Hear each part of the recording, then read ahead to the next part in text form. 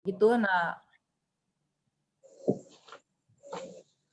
setelah 7 sampai 8 tahun bekerja di law firm, pada waktu itu saya melihat ada suatu growing concern ya di bidang financial technology. Karena itu saya muncul ketertarikan untuk turut berkontribusi di bidang financial technology. Begitu. Nah, akhirnya pindah ke Dana dan sekarang di Dana sudah hampir 2 tahun. Lalu selain sebagai advisor di Dana, saya juga memiliki ketertarikan di bidang women empowerment, dan karena itu saya membuat platform, membuat wadah yang bernama Puan dan Cerita di Instagram. Nah, sebelum kita masuk ke materi ini, aku mau cerita sedikit nih tentang wadah yang aku buat ini gitu. Jadi dengan Puan dan Cerita ini, aku dan partner aku, kita biasanya membuat diskusi-diskusi dalam bentuk IG live dan teman yang memiliki cerita-cerita yang bisa menambah wawasan dan inspiratif. Kenapa sih kita membuat Puan dan Cerita ini? Nah, karena begini sih, sebetulnya kalau misalnya kita lihat di luar, di media gitu kan, di artikel-artikel, mungkin kita banyak mendapatkan inspirasi dari perempuan-perempuan yang merupakan artis atau public figure di sana. Kayak salah satunya misalkan yang saya sangat kagumi itu Mbak Najwa Shihab contohnya gitu. Itu pasti udah banyak lah ya kayak ceritanya diulas di macam-macam media.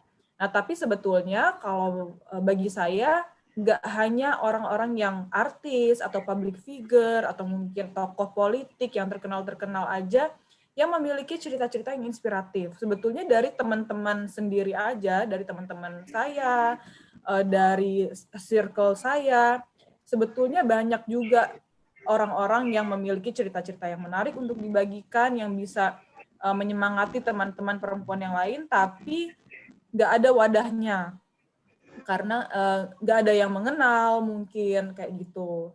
Dan kita juga banyak membagikan cerita itu nggak hanya success story aja, nggak hanya misalkan teman kita yang sudah menjadi ibu, menjadi news anchor di Metro TV, tapi juga mendapatkan beasiswa ke UK gitu. Nggak hanya cerita-cerita yang success story seperti itu, tapi juga misalkan ada yang menderita kanker, misalkan kehilangan anak, kemudian di saat yang bersamaan juga dia didiagnose dengan kanker gitu. Itu kan cerita-cerita yang sebetulnya bukan success story, tapi somehow bisa menimbulkan kayak perasaan bersyukur untuk orang yang mendengarnya gitu. Oh, ternyata dengan situasi yang saya seperti sekarang ini masih ada orang lain lagi yang mengalami hal yang lebih sulit lah tantangannya dibandingkan saya. Jadi saya harus bersyukur. Jadi hal-hal seperti itu. Jadi macam-macam story.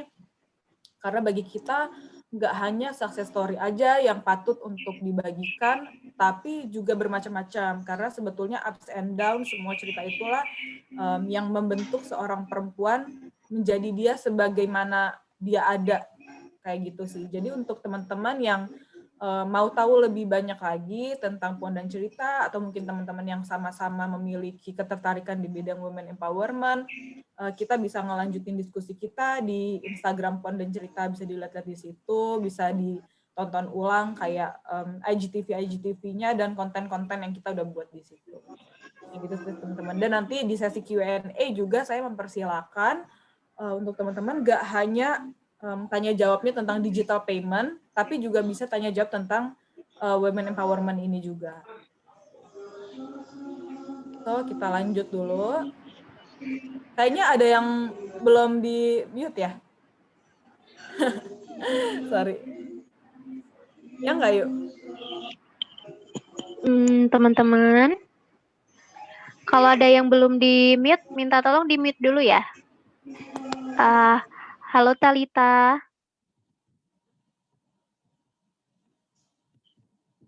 Oke, sambil lanjut Kak ya. Gaby bisa dilanjut. Oke. Siap. Nature of payments. Nah, kita masuk nih ke materi yang sebenarnya di luar Puan yang cerita tadi. Kenapa sih kita itu sebagai generasi muda, kita harus lebih melek nih, lebih aware tentang pembayaran digital, masa depan bayaran seperti apa, dan kenapa sih kita itu sebagai generasi muda kita harus justru memaksimalkan transformasi keuangan digital, dan gimana sih caranya? Itu sih yang akan kita bahas di sini. Nah, ini teman-teman data yang aku paparkan.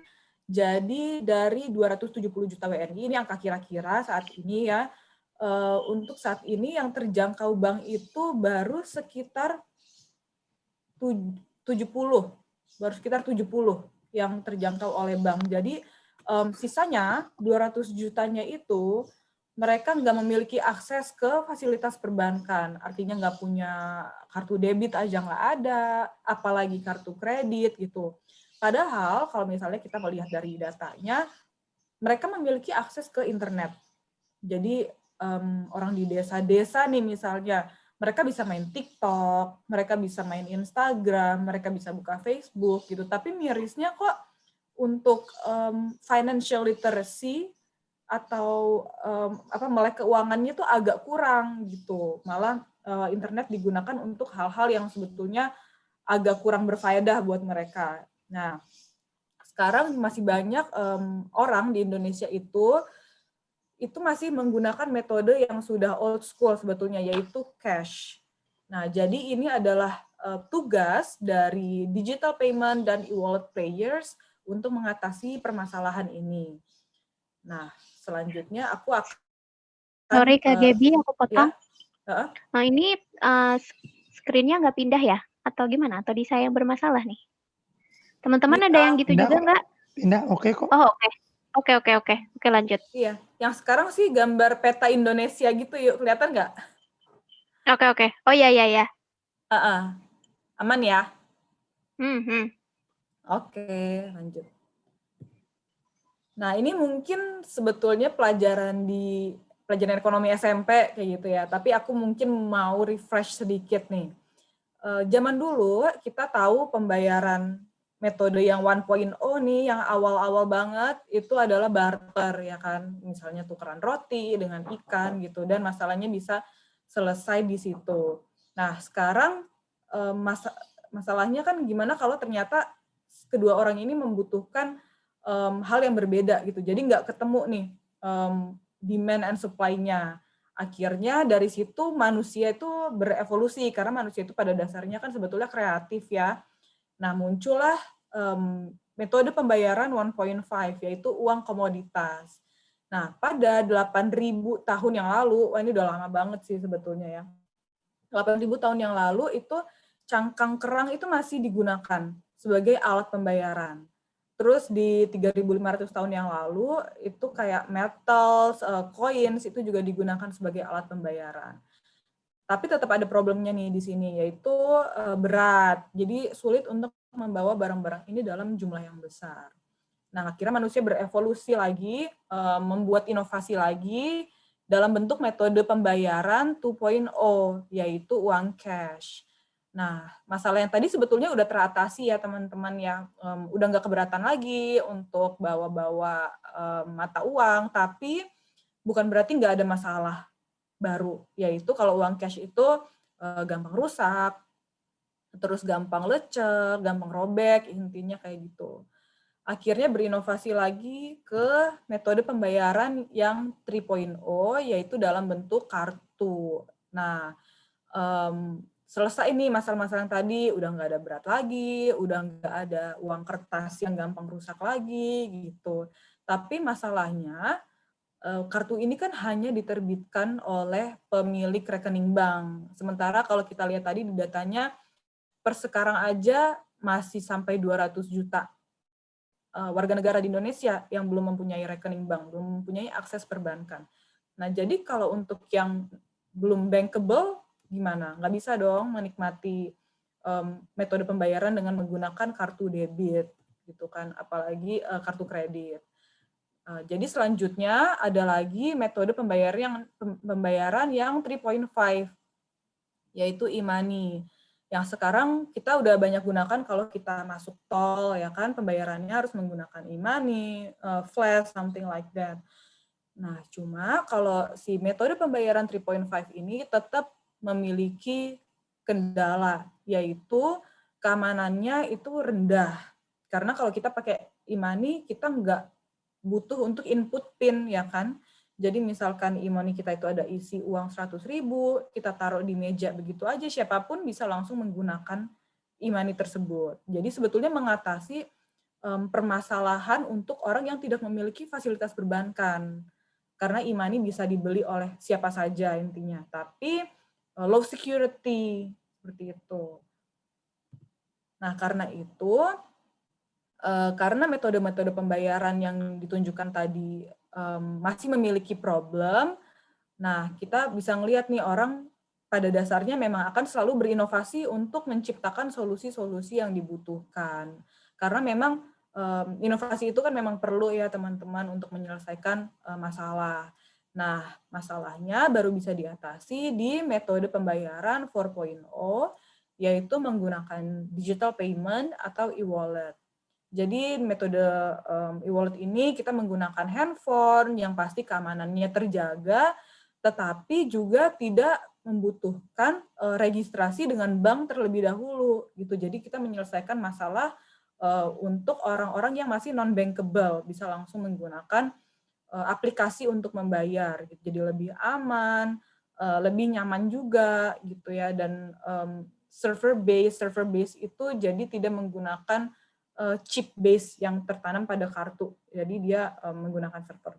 Dan yang pastinya contactless payment, tidak membutuhkan kontak, yang mana hal itu sangat relevan dengan situasi COVID saat ini. Nah, kita ngomong-ngomong nih tentang pandemi yang terjadi sekarang. Kalau kita merujuk ke data-data yang tersedia, memang benar data kita itu menunjukkan penurunan dalam perekonomian dan juga penurunan nilai transaksi secara umum.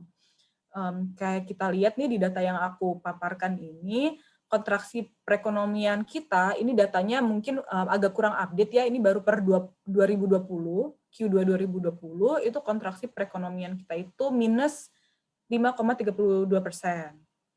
Nah, tapi sebenarnya terlepas dari itu, terlepas dari kontraksi perekonomian tersebut, sebetulnya ada hal yang harus disyukuri, yaitu karena adanya shifting terhadap perilaku dalam penggunaan metode pembayaran. Jadi sebetulnya dalam penggunaan digital payment itu terjadi peningkatan, yaitu terdapat 51% konsumen baru yang pertama kali belanja online saat PSBB yang pertama dulu. Gitu. Ini sumber dari kata data. Gitu. Sementara menggunakan penggunaan digital payment sendiri itu mencapai 65%. Dan sekarang transaksi digital itu kan terus tumbuh ya teman-teman ya, dan bahkan semakin menggeser preferensi sistem pembayaran di masyarakat gitu dengan adanya pandemi seperti saat ini. Jadi karena awal perilakunya itu sudah mulai ada, jadi sebetulnya yang perlu diciptakan itu lebih ke pemeliharaan habitnya itu sendiri. Nah, sekarang kita bisa lihat juga nih dari slide ini mengenai perubahan perilaku masyarakat yang mengarah kepada digitalisasi. Jadi dari beberapa bar yang kita lihat ini ada 83%, 80%. Nah, apa aja sih yang orang-orang lakukan, tindakan-tindakan apa aja yang orang lakukan untuk melindungi dirinya dari virus COVID-19 yang sekarang kita lagi sama-sama perangin bareng-bareng nih. Yang 83% yang paling tinggi, yang di paling kiri itu teman-teman, itu orang pastinya kan meningkatkan kebersihan pribadi ya, cuci tangan dan lain sebagainya. Kemudian yang tertinggi kedua, yang peningkatannya mencapai 80%, itu menghindari keramaian. Yang peningkatannya mencapai 70%, yang ketiga itu menggunakan masker.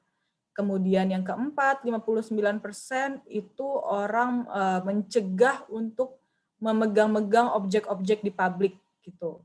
Kayak misalnya pencet lift, itu orang kan udah makin meninggalkan kebiasaan seperti itu.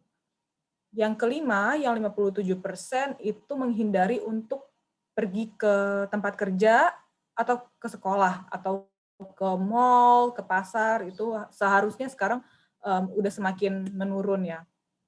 Kemudian yang terakhir, yang peningkatan kegiatannya itu mencapai 54%, itu menghindari physical contact dengan turis. Nah, kalau kita lihat nih ada yang ditanda-tandain kan, ada yang warnanya kuning, ada yang warnanya biru. Untuk yang poin-poin yang ditandai dengan warna biru, dengan lingkaran biru di bawahnya, itu sebetulnya arahnya kemana sih? Arahnya itu ke online preference. Gitu. Jadi dengan adanya keadaan seperti saat ini, online preference orang itu sangat meningkat tinggi, dan itu sudah dibuktikan dengan research yang ada seperti data yang aku paparkan sekarang ini. Nah, selanjutnya juga para researcher tuh udah meneliti nih sekarang adanya mega shift atau perubahan-perubahan besar yang terjadi pada masyarakat pada saat ini. Jadi mega shift ini sifatnya tuh bertahap, teman-teman. Jadi dari mega shift yang pertama, yang paling kiri, sampai dengan mega shift yang paling akhir, yang paling kanan, yang empathic society. Untuk yang mega shift yang pertama, stay at home lifestyle, itu maksudnya kayak gimana sih? Ya seperti yang kita tahu sekarang lah, orang makin banyak di rumah, kemudian juga membutuhkan delivery, terus migration from space to screen lah intinya. Dan yang mega shift yang kedua itu back to the bottom of the pyramid. Maksudnya kayak gimana? Maksudnya itu perubahan di mana prioritas orang itu berubah dari yang jadi kebutuhan untuk menjadi sehat aja, kebutuhan untuk menjadi selamat aja itu adalah yang utama gitu. Prioritasnya udah berubah, yang tadinya mungkin masih mikirin aduh aku harus berpenampilan sangat menarik nih, aku pengen pakai branded, ini tuh segala macam. Nah, sekarang nih udah berubah nih. Jadi yang paling penting aku sehat dulu kayak gitu. Terus kayak misalnya contohnya di mega shift yang kedua ini, tadinya online shopping itu misalkan kita hanya untuk belanja produk-produk yang sifatnya tersier gitu, misalkan mau beli handphone atau mau beli mau beli AirPods atau kayak alat-alat elektronik yang sebetulnya sifatnya bukan primer.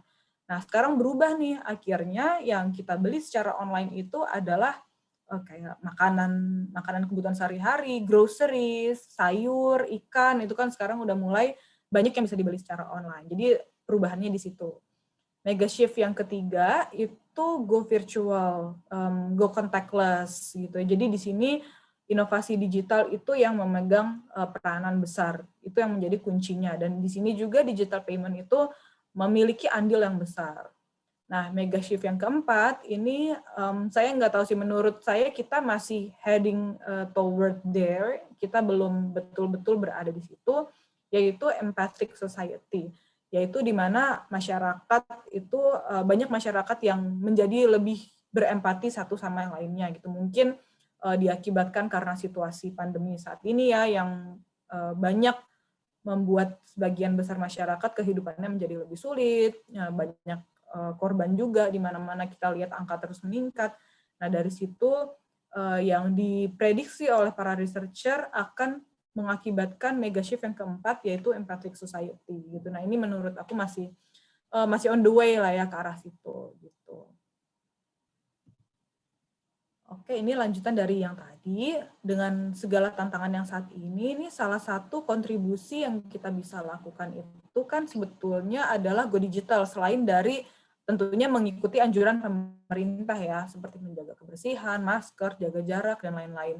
Tapi yang terakhir, di poin yang paling kanan yang aku buat ini, itu adalah go digital gitu. Dan pada saat ini WHO sudah sangat menyarankan untuk kita selalu melakukan transaksi itu secara non tunai gitu. Jadi behavior-nya ini sih yang sebetulnya harus banget ditingkatkan. Terutama kan karena kita ini di sini kan generasi mudanya nih teman-teman. Mungkin kalau orang tua kita udah agak lebih merasa kesulitan untuk catch up dengan teknologi yang ada sekarang ini gitu ya. Mungkin kayak udah ngerasa aduh tua, mama males lah ikut-ikutan yang kayak gitu, pakai uang kertas aja lah. Nah, karena itu kita nih yang sebagai anak-anak mudanya, kita yang duluan gitu kan, kita yang duluan bisa ngajarin, kita duluan belajar lebih cepat gitu untuk turut membantu orang tua kita, sehingga kita juga bisa turut mengambil peran, memiliki andil di dalam pemulihan ekonomi gitu. Karena kalau kita terus-menerus mengandalkan offline, terus-menerus mengandalkan uang kertas, itu tentunya akan lebih kecil lah chance-nya untuk bisa berkontribusi terhadap ekonomi. Kayak gitu sih, teman-teman. Nah, tapi yang pasti tetap ada yang harus diingat nih, prinsip kehati-hatian di dalam digital payment. Ini adalah suatu hal yang paling utama gitu ya. Kehati-hatian, awareness terhadap risiko di dunia digital ini perlu ditingkatkan. Contohnya apa? Contohnya ini aku paparkan ada 4. Jadi yang pertama ini jangan sembarangan untuk klik link atau tautan promo gitu. Emang sebetulnya pada dasarnya asal-asalan klik link itu nggak hanya urusan digital payment, tapi urusan digital secara general deh. Teknologi secara general itu memang bahaya sih, teman-teman. Kalau misalnya kita dengar nih, mungkin ada teman-teman kita yang Instagramnya pernah dihack, teman-teman aku sih ada yang pernah ngalamin kayak gitu. Itu awalnya sesimpel dari asal klik link, terus tiba-tiba diminta untuk login ulang, padahal itu sebetulnya page yang meminta untuk login ulang itu bukan page officialnya si Instagram tersebut gitu. Jadi itu namanya phishing kalau kita sebut di dunia digital.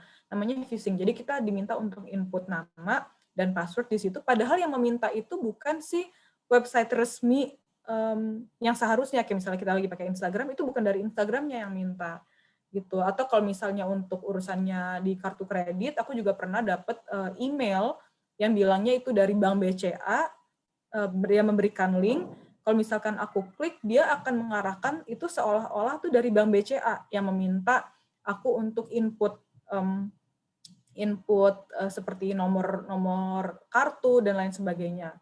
Nah, phishing itu memang sudah sangat umum sebetulnya. Nah, karena itu kita harus lebih meningkatkan lagi nih kehati-hatian kita kalau misalnya kita dapat link, kalau bisa sih nggak usah diklik. Tapi kalaupun misalnya kita klik, kita harus hati-hati lah, berpikir 2 kali kalau misalnya kita mau menginput informasi-informasi pribadi kita. Apalagi yang bisa mengarahkan ke source of fund kita, ke sumber uang kita.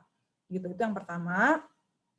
Kemudian yang kedua, itu jangan memberitahu password, PIN, atau informasi pribadi. Nah, OTP nih, OTP mungkin teman-teman ada yang udah tahu, tapi ada juga yang masih belum begitu paham mengenai OTP. Jadi OTP itu adalah one time password, teman-teman. Itu adalah layer selanjutnya yang biasanya seperti digital payment itu berikan untuk supaya keamanannya itu lebih tinggi lagi. Mungkin password mungkin bisa diambil sama orang gitu, misalkan keluarganya teman-teman ada yang untuk ke handphone teman, jadi dia bisa ngeliat tuh, si ini punya password untuk aplikasi dananya dia itu 1, 2, 3, 4, 5 misalkan kayak gitu. Jadi dia udah dapatkan ya passwordnya, dia bisa melakukan transaksi 2, 3, 5 itu. Nah, tapi kalau dengan adanya OTP ini bisa akan langsung dikirimkan ke teman-teman. Itu one time password. Jadi OTP ini adalah sesuatu yang sangat tidak boleh untuk di-share kepada siapapun. Dan pihak yang resmi, contohnya seperti dari bank, kemudian juga dari e-wallet, itu tidak akan pernah meminta OTP teman-teman. Jadi jangan pernah percaya kalau misalkan ada yang telepon dan minta nomor OTP yang masuk ke SMS teman-teman untuk segera diberikan, itu udah pasti adalah orang yang ingin berniat jahat gitu. Ini juga yang kita harus edukasi ke orang tua kita, karena banyak orang tua yang belum paham mengenai OTP ini. Kemudian juga yang ketiga, lebih berhati-hati untuk memilih produk dan memilih penjual. Belinya di yang jelas-jelas aja gitu. Yang udah pasti bisa dipercaya, misalkan di e-commerce yang terpercaya, seperti itu. Dan yang keempat, hindari untuk menggunakan Wi-Fi publik kalau ingin melakukan transaksi, karena kita tahu apakah Wi-Fi yang disediakan di kafe atau di tersebut aman atau tidak. Jadi kalau misalnya teman-teman mau melakukan transaksi digital payment, itu pakailah kuota teman-teman sendiri. Gitu. Jadi emang dia harus agak modal sedikit nih teman-teman, tapi nggak apa-apa, yang penting kitanya kan aman gitu. Nah selanjutnya ini mengenai perlindungan konsumen di era digital. Nah pada dasarnya apabila kita mematuhi yang udah aku paparkan nih prinsip kehati-hatian, dalam digital payment, kalau misalnya kita udah mematuhi ini, seharusnya sih aman ya, seharusnya sih kita terhindarlah dari kayak fraud atau tindak kejahatan digital. Nah, tapi pada dasarnya regulator dalam hal ini kalau digital payment itu diaturnya oleh Bank Indonesia. Bank Indonesia itu selalu menghimbau para penyelenggara dalam hal ini seperti Dana atau kompetitornya Dana yang lain yang hijau, yang ungu, yang orange itu untuk selalu menjamin keamanan dan kenyamanan masyarakat dalam melakukan digital payment. Antara lain dengan memastikan keempat hal ini, memberikan layanan penanganan atau pengaduan yang baik, customer service gitu. Kemudian juga memberikan terbukaan atau transparansi, yaitu menunjukkan terms and conditions pengguna. Jadi kalau misalnya teman-teman ini, teman-teman lagi download suatu aplikasi, atau misalnya dalam suatu aplikasi, misalkan di Dana mau menggunakan satu fitur baru, biasanya akan diminta untuk setuju kepada syarat dan ketentuan gitu. Mungkin ada teman-teman di sini yang ingat. Nah, sebetulnya teman-teman, syarat dan ketentuan itu gunanya apa sih? Kayaknya kita nggak bakalan baca juga nggak sih, ya nggak? Panjang banget, soalnya kan udah mana tulisannya kecil-kecil lagi gitu, kayaknya udah mumet duluan gitu pas mulai baca. Sebetulnya syarat dan ketentuan itu itulah yang menjadi penjian antara kita dengan bisnis tersebut gitu. Jadi dengan kita dianggap untuk membaca syarat dan ketentuan tersebut, kita dianggap untuk setuju terhadap ketentuan-ketentuan yang mereka buat. Nah, contohnya misalkan kita lagi mau mendapatkan cashback nih. Cashback 20% dengan syarat dan ketentuan berlaku. Nah, itu kita biasanya nggak baca lagi tuh syarat dan ketentuannya apa. Padahal syarat dan ketentuannya biasanya menyebutkan bahwa hanya berlaku 1 kali selama 1 minggu gitu. Jadi nggak bisa tiap hari kita pakai terus-terusan diskonnya. Nah, kadang-kadang pengguna tuh suka nggak baca tuh. Jadi besoknya dia pakai lagi dengan berharap diskonnya masih ada, 20% yang tadi masih ada. Padahal berdasarkan syarat dan ketentuannya nggak kayak gitu. Itu contoh simpelnya teman-teman, contoh simpelnya. Jadi kita sebagai konsumer memang harus lebih baik lagi membaca syarat dan ketentuan, terutama kalau misalnya lagi pengen dapat diskon, lagi pengen beli sesuatu, ya ada promo-promo, nah itu kan biasanya syarat dan ketentuannya nggak terlalu panjang tuh, ya adalah misalkan 7-10 poin masih oke lah dibaca gitu. Yang agak panjang itu apabila kita lagi download aplikasi itu, nah itu iya emang panjang banget gitu. Jadi saya masih bisa memaklumi lah kalau misalnya dari sisi teman-teman merasa kalau terms and conditions, TNC, syarat dan ketentuan itu sesuatu yang kayak terlalu rumit untuk dipahami gitu. Itu kalau untuk mendownload aplikasi memang agak panjang. Tapi kalau misalnya lagi ingin menggunakan promo, lagi mau bayar, itu sebisa mungkin dibaca dulu teman-teman syarat dan ketentuannya apa. Gitu, supaya kitanya nanti jangan dirugikan di akhir. Kitanya merasa, oh saya dirugikan nih, kan tadinya saya mau bayar dengan catatan diskonnya 20%, cashback-nya 20%. Kok ternyata saya bayarnya harga normal, akhirnya ngomel-ngomel ke CS, nelfon gitu. Padahal kalau misalnya kesalahannya itu ada di sisi konsumer yang tidak membaca syarat dan ketentuan yang berlaku, maka dari pihak CS itu nggak bisa melakukan apa-apa teman-teman untuk membantu kayak gitu. Sama juga kayak misalkan kesalahannya itu dari konsumer, contohnya memberikan OTP kepada pihak yang tidak bertanggung jawab. Teman-teman ditelepon, dimintain OTP oleh orang yang mengaku kalau orang itu dari bank, kemudian teman-teman kasih OTP-nya, dan transaksi di pihak penjahatnya berhasil nih, di pihak fraudsternya berhasil. Nah, kalau dari situ teman-teman telepon ke customer service untuk minta transaksinya dibatalkan, itu most likely udah nggak bisa lagi teman-teman. Karena OTP-nya udah jalan ke pihak fraudster. Jadi kesalahannya itu ada di sisi konsumer, sehingga dianggap dari pihak penyelenggara, pihak business player itu tidak bisa lagi bertanggung jawab. Kayak gitu. Jadi kita harus kehati-hatiannya ditingkatkan lagi. Nah, yang ketiga, pencegahan fraud. Pencegahan fraud itu yaitu dengan menyediakan implementasi IT yang terbaik di dalam perusahaan. Dan yang keempat, perlindungan data, yaitu adanya perlindungan data sesuai dengan peraturan perundang-undangan yang berlaku. Jadi kalau misalkan teman-teman itu menginput data di dalam aplikasi gitu ya, kalau untuk penyelenggara atau business player yang bertanggung jawab, aku nggak tahu kalau yang business player yang lain ya, tapi karena aku sendiri bekerjanya di Dana, jadi aku tahu persis bahwa kalau di Dana itu data pengguna yang kita dapatkan itu nggak akan kita share lagi ke pihak-pihak lain. Mungkin teman-teman di sini ada yang aware kalau di luar sana data itu adalah sesuatu yang sangat ingin didapatkan oleh banyak business players yang lain. Jadi kayak pengen diperjualbelikan oleh banyak pihak gitu kan. Nah, kalau dari Dana sih tidak akan melakukan hal yang seperti itu. Gitu. Jadi untuk perlindungan data itu sangat dijaga dengan baik. Nah, selanjutnya ini adalah singkat aja pengenalan tentang KRIS. Nah, jadi KRIS ini adalah salah satu inisiatif dari regulator, yaitu Bank Indonesia, untuk mempermudah pembayaran. Nah, KRIS ini sebetulnya apa sih? Mungkin teman-teman ada yang udah tahu, ada yang pernah lihat di luaran, mungkin juga ada yang belum. Nah, jadi KRIS ini adalah standarisasi QR code yang digunakan untuk pembayaran. Ini bukan aplikasi gitu. Jadi ini adalah standarisasi kode untuk pembayaran aja gitu. Jadi bukan aplikasi. Dan KRIS ini didukung oleh 24 bank dan 20 non-bank. Jadi pihak-pihak penyelenggara, business players juga mendukung dengan adanya inisiatif KRIS ini. Nah, keuntungannya adalah KRIS ini efisien dan juga bebas biaya, penggunaannya itu gratis dan cepat dan juga aman gitu. Dan pastinya higienis karena tanpa kontak fisik. Nah, maksudnya gimana sih Kak KRIS itu? Nah, kalau dulu teman-teman mungkin ingat ya, misalkan teman-teman lagi mau beli bakso misalnya kayak gitu di restoran yang menjual bakso contohnya.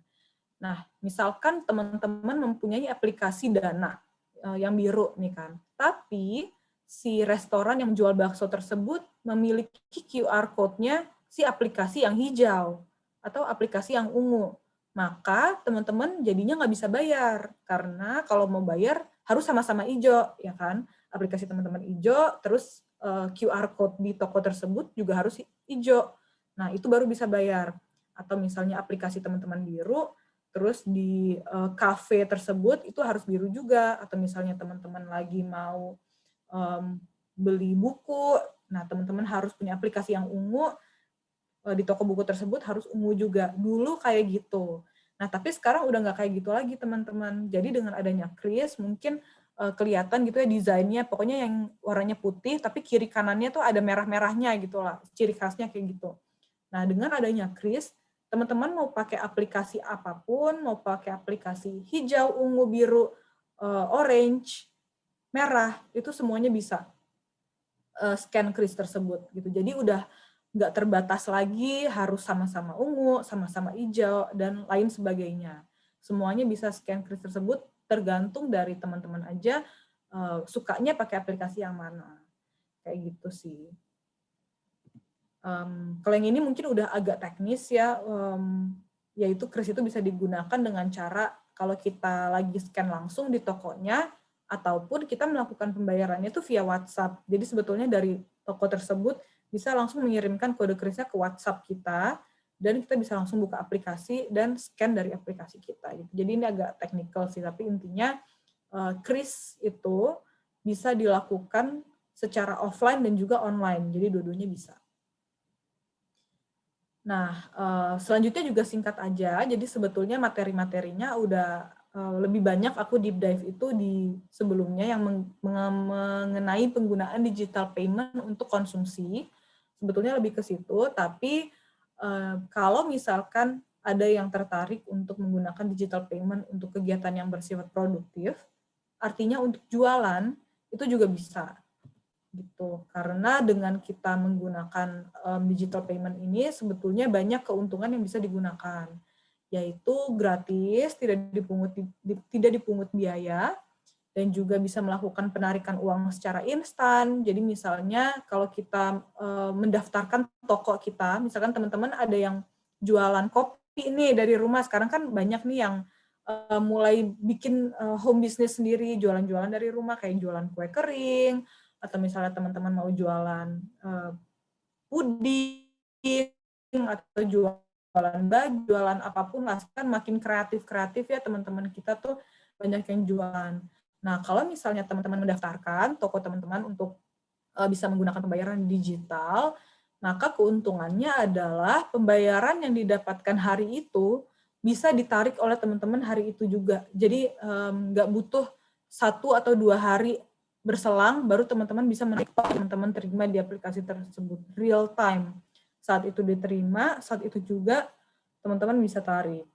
Nah, selain itu juga dengan Go Digital ini akan lebih mudah dipantau transaksinya gitu, dan juga sebentar, tidak ada kontak fisik, itu yang paling penting. Nah, ini contohnya, singkat aja, bisa melakukan pemantauan langsung. Contoh tampilannya kayak yang aku udah tunjukin di slide gitu ya. Jadi kita bisa lihat yang di gambar sebelah kanan, itu kan bisa kelihatan ya, ada menerima pembayaran 10.000, 3.000, 9.000, itu bisa langsung tercatat semuanya. Udah nggak perlu lagi pakai catatan-catatan kertas di buku dan lain sebagainya. Penarikan uang juga bisa langsung, secara instan, dan juga bisa mempromosikan toko teman-teman di aplikasi. Jadi nanti toko teman-teman akan muncul di aplikasinya, sehingga kalau misalnya ada orang di sekitar situ yang lagi mau mencari, aku lagi pengen beli kopi nih di dekat sini, adanya apa ya gitu. Nah, nanti toko teman-teman tersebutlah yang akan muncul. Kurang lebih seperti itu, teman-teman. Mungkin untuk selanjutnya saya langsung serahkan ke Ayu aja kali ya untuk sesi Q&A ya. Oke. Ya, makasih Kak Gebi, materinya hari ini menarik banget. Kita udah dapat banyak banget ya teman-teman, mulai dari definisi apa sih itu digital payment gitu, kemudian apa ya, yang melatar belakangi kenapa sih hari gini itu kita harus banyak banget pakai digital payment gitu. Orang-orang bilang kalau zaman sekarang tuh udah tinggal klik-klik beres, tinggal scan-scan beres gitu. Tapi di samping itu ternyata dengan semua yang didigitalisasi ini kita juga perlu banget nih teman-teman untuk tetap hati-hati, untuk tetap ya berpikir 2 kali lah sebelum melakukan gitu. Berpikir 2 kali sebelum klik gitu. Jadi perlu ditingkatkan di situ. Kita juga mesti cermat gitu ya. Nah, dengan pakai sistem digital payment ini, ternyata di situ kita juga nggak hanya berperan sebagai konsumen gitu. Kita nggak cuma bisa pakai transaksi beli, tetapi kita juga bisa pakai untuk bertransaksi jual. Nah, mungkin kalau misalkan dari teman-teman ada pertanyaan lebih lanjut ke Kak Gebi terkait dengan sistem digital payment, atau ada yang pengen nanya-nanya di luar itu, mungkin boleh ya Kak Gebi, kayak Boleh gimana sih dong. dulu ada inspirasi-inspirasi apa dari Kak Gebi gitu. Nah, mungkin saya langsung persilakan aja teman-teman kalau ada yang mau nanya. Tapi nanyanya satu-satu. Nggak boleh rebutan ya. Waktu kita masih panjang kok. Tenang. Iya, paling aku nambahin dikit ya topik-topik yang bisa teman-teman ajak aku diskusi di sini. Selain mengenai digital payment, juga tadi aku ada jelasin inisiatif aku yang mengenai women empowerment. Kemudian juga mungkin ada juga yang mau tahu, Kak, skill-skill apa aja sih yang dibutuhin kalau misalnya kita punya cita-cita untuk bekerja di startup, gitu. Gimana sih rasanya bekerja di startup? Gimana sih perbandingannya antara kerja di startup dengan kerja di industri yang mungkin sifatnya udah konvensional, yang udah berdiri lama, seperti dulu aku sempat di law firm, yang kayak gitu-gitu juga boleh ditanyain. So, you can ask me anything, teman-teman.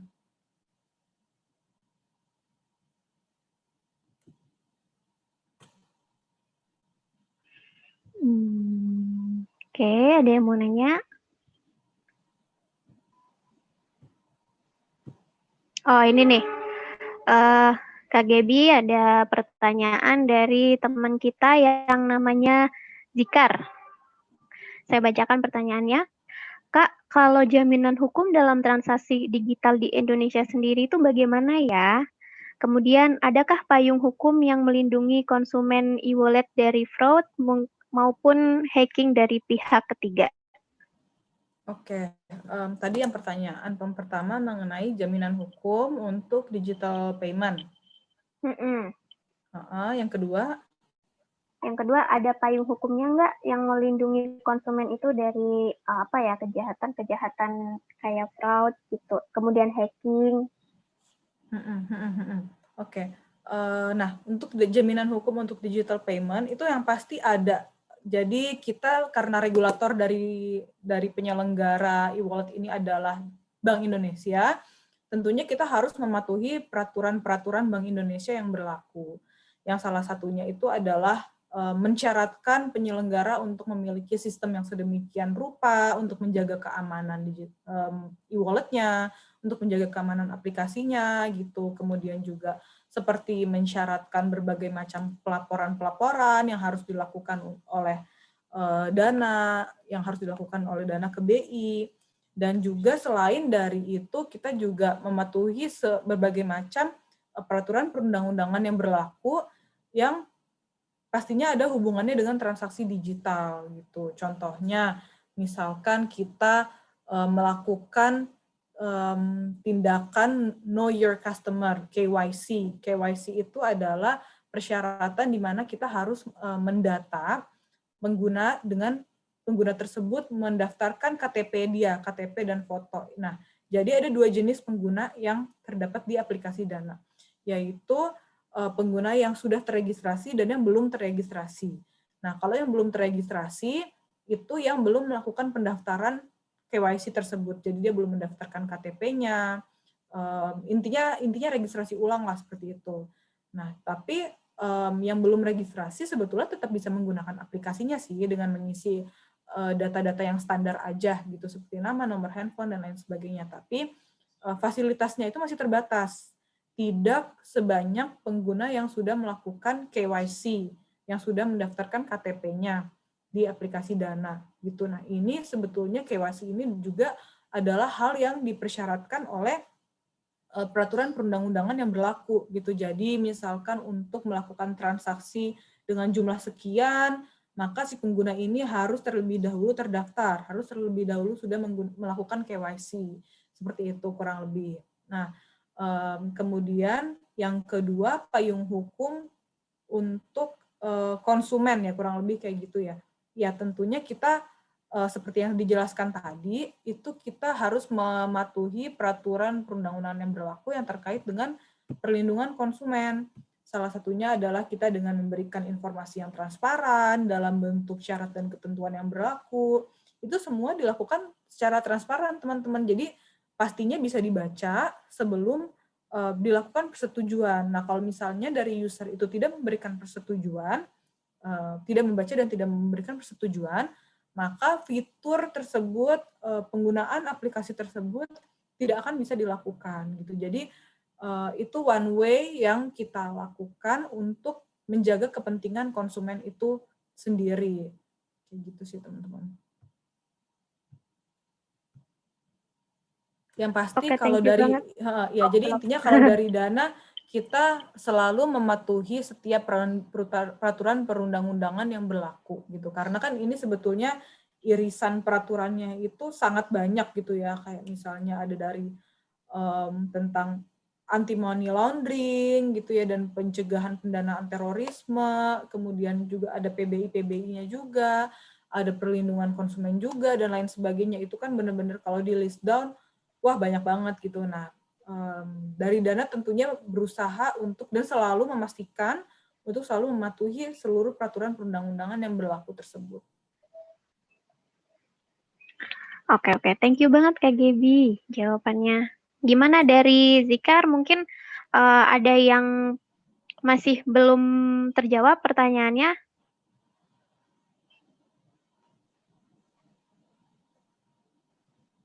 Halo, oke. Cukup mungkin Kak Gebi ya. Berarti ini ya Kak, di samping penggunaan digital payment ini bisa mempermudah, tapi at the same time juga kita mesti yang hati-hati banget ya untuk pemanfaatannya sendiri. Iya, betul, harus hati-hati karena walaupun dari pihak bisnis player-nya juga sudah mengutamakan kepentingan pengguna, tapi kita sebagai pengguna juga harus pintar-pintar nih karena pihak fraudster atau pihak penjahat-penjahatnya makin ke sini tuh juga makin pintar-pintar. Mereka juga makin banyak gitu akalnya untuk gimana sih caranya kita dapat transaksi, kita bisa melakukan transaksi menggunakan duitnya si pengguna ini.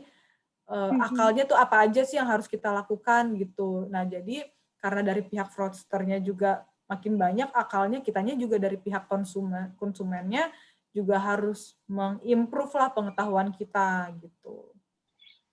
Oke. Teman-teman mungkin ada, oke. Ada yang mau bertanya?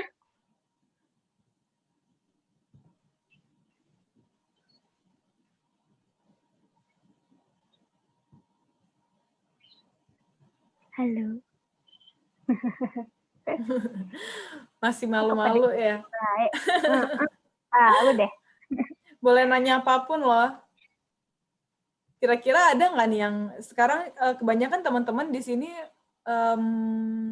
lagi kuliah atau mungkin ada yang masih SMA atau udah kerja apa gimana nih?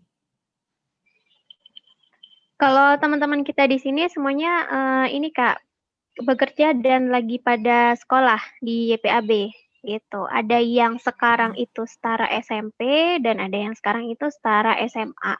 Jadi di kelas menengah, kelas 7, Oke. 8 gitu. Oke. Oke, mungkin ada yang mau bertanya lagi teman-teman?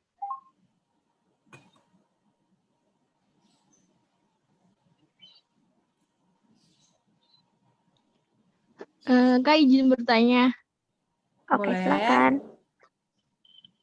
Aku kan masih kebetulan pengguna Dana, tapi belum tahu gitu fitur-fitur keunggulan dari Dana. Cuma paling buat bayar-bayar online shop gitu, Kak. Itu apa aja sih, Kak, keunggulan dari Dana? Oh, oke, fitur-fiturnya ya. Ini sebentar sambil aku buka.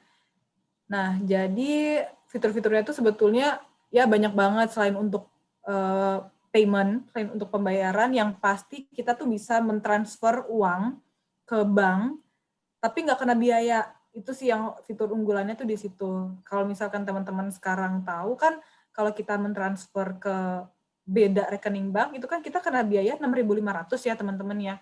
Nah, kalau kita meregistrasikan kartu debit kita di Dana, kita registrasikan, kemudian kita mau melakukan transfer ke rekening lain, misalnya kartu debit kita BCA nih, kita daftarin di Dana, kita input nomornya dan lain sebagainya, habis itu kita mau transfer ke rekening teman kita yang mandiri misalkan. Nah, itu kita bisa langsung menggunakan Dana, sumber uangnya dari kartu debit kita yang BCA, dikirimin langsung ke rekening teman kita yang mandiri itu, tapi nggak kena 6.500. Itu yang menurut aku useful banget ya untuk sesuai dengan kebutuhan pada saat ini. Supaya lumayan kan hemat 6.500, kalau dikaliin 10, udah 65.000 gitu. Nah, selain itu juga dari Dana itu bisa teman-teman melakukan investasi-investasi teman-teman, kayak misalkan sekarang itu sudah bisa membeli emas di aplikasi Dana.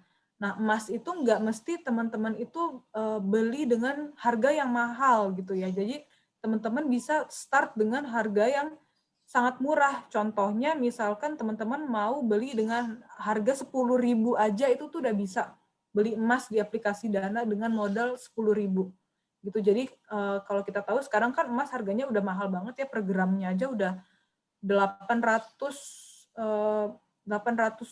ribuan gitu. Nah, jadi nggak perlu menyediakan uang sebanyak itu untuk bisa teman-teman investasi dalam bentuk emas gitu. Beli asuransi juga bisa. Kemudian selain asuransi juga banyak macam-macam, kayak misalnya bayar tagihan itu bisa, bayar internet, bayar air, terus beli pulsa, dan lain-lain. Dan juga bisa mendapatkan info-info terkini soal COVID-19 juga. Gitu. Oke. Udah terjawab belum pertanyaannya? Oh, satu lagi Kak. Apa Oke, kalau silakan. mau invest emas tuh kita harus registrasi pakai KTP atau bisa enggak registrasi pakai KTP sih Kak? Iya, harus registrasi menggunakan KTP. Hmm. Terus Kak kalau kita antar bank gitu, kita kan nih mau ngirim ke bank tapi kita nggak daftarin apa debit kita di Dana itu pasti nggak bisa dong? Iya, nggak bisa. Paling bisanya dari saldo dananya teman-teman gitu. Dari dana balance atau saldo dananya sebetulnya juga bisa sih. Tapi kalau kayak dari aku lebih nyaman untuk langsung terkoneksi dengan rekening bank aja. Kayak gitu. Jadi bisa Sudah pilih cukup. sebetulnya. Bisa pilih mau dari saldo dananya aja atau dari saldo rekening bank kita langsung. Kayak gitu. Iya Kak, sudah cukup Kak. Terima kasih Kak. Ya, sama-sama Siti. Ada lagi nggak teman-teman yang mau bertanya? Kira-kira ada nggak nih dari antara teman-teman yang punya cita-cita untuk bekerja di startup di Jakarta?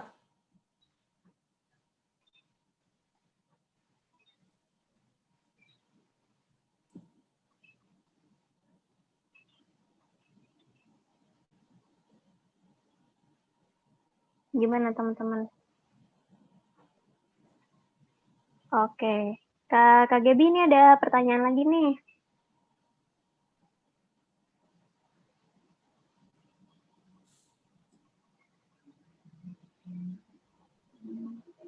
Dari teman kita.